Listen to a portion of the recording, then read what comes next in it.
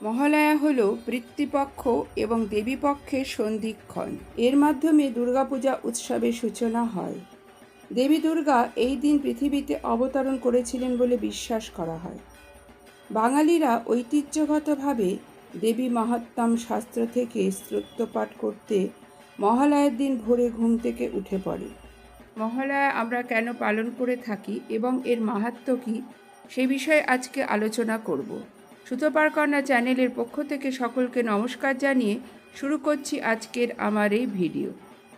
সনাতন ধর্ম অনুসারে এই দিনে প্রয়াত আত্মাদের মর্তে পাঠিয়ে দেওয়া হয়।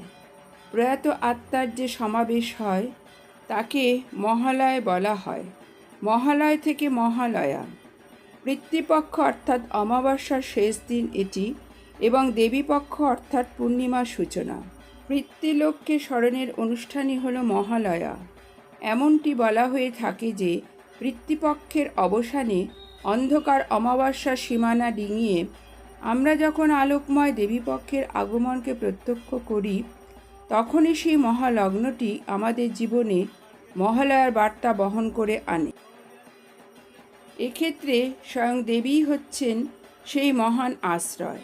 তাই উত্তরায়ণে লগ্নটির নাম মহালয়া। মহালয়ার মধ্যে দিয়েই দেবীর মর্তে আগমনের সূচনা ঘটে। বিশেষ পূজা আর মন্দিরে মন্দিরে শঙ্খের ধ্বনি ও চণ্ডীপাঠের মধ্যে দিয়ে দেবীকে আবাহন করা হয়। মহালয়ার সঙ্গে অবসান হয় কৃষ্ণপক্ষের, এরপর সূচনা হয় দেবী পক্ষের। এরপর শুক্লপক্ষের প্রতিপদ থেকে নবমী পর্যন্ত 9টি রাত্রিতে দুর্গার 9টি রূপের পূজা চলে। এই 9টি রূপের নাম হল শৈলপুত্রী, ব্রহ্মচারিণী, চন্দ্রঘণ্টা, কুষ্মাণ্ডা, স্কন্দমাতা, কাত্যায়নী, কালরাত্রি, মহাগৌরী, সিদ্ধিদাত্রী। একথা আমরা সবাই জানি যে বর্তমানে আমরা যে দুর্গাপূজা করি সেটি মূলত ত্রেতা যুগে রামচন্দ্র অকালে দেবীকে আরাধনা করেছিলেন লঙ্কা জয় করে সীতাকে উদ্ধারের জন্য। আসল দুর্গাপূজা হলো বসন্তে, সেটাকে বাসন্তী পূজা বলা হয়। শ্রীরামচন্দ্র অকালে অসময়ে পূজা করেছিলেন বলে এই শরতের পূজাকে দেবীর অকাল বোধন বলা হয়।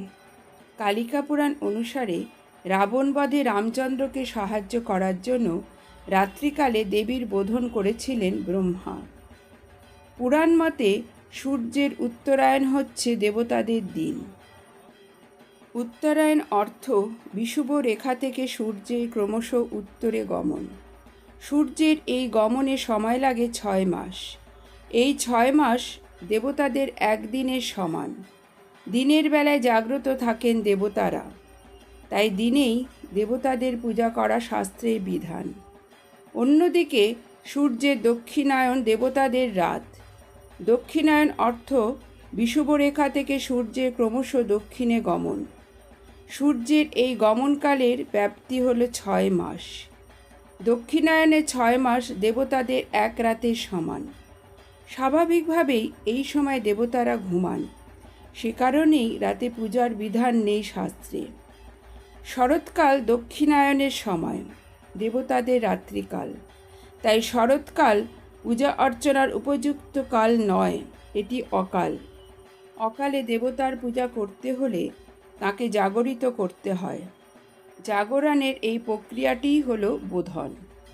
এই অকালে শ্রীরামচন্দ্র অশুভ শক্তির প্রতীক রাবণ রাজাকে পরাজিত করতে শক্তি সঞ্চারে মায়ের পূজা করেছিলেন। তাই এই পূজাকে অকাল বোধন। আবার উক্ত সময়টি শরৎকাল বিধায়ও শারদীয়া পূজা বলা হয়ে থাকে।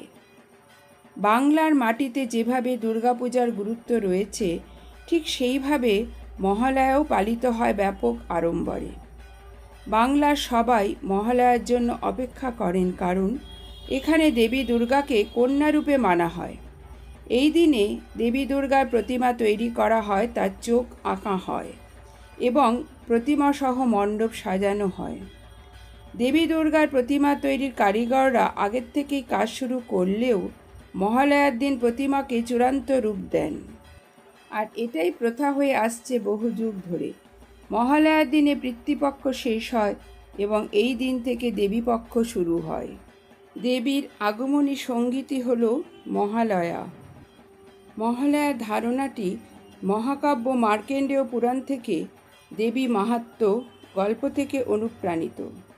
হিন্দু শাস্ত্র অনুসারে গল্পটি বর্ণনা করে যে কিভাবে মা দুর্গা দানব রাজা মহিষাসুরকে বধ করেছিলেন, যিনি ভগবান ব্রহ্মার কাছ থেকে অমরত্বের বর পেয়েছিলেন। কিংবদন্তি অনুসারে মহিষাসুর তার পথে আসা সমস্ত কিছুকে ধ্বংস করছিলেন এবং সর্বনাশ ঘটাচ্ছিলেন।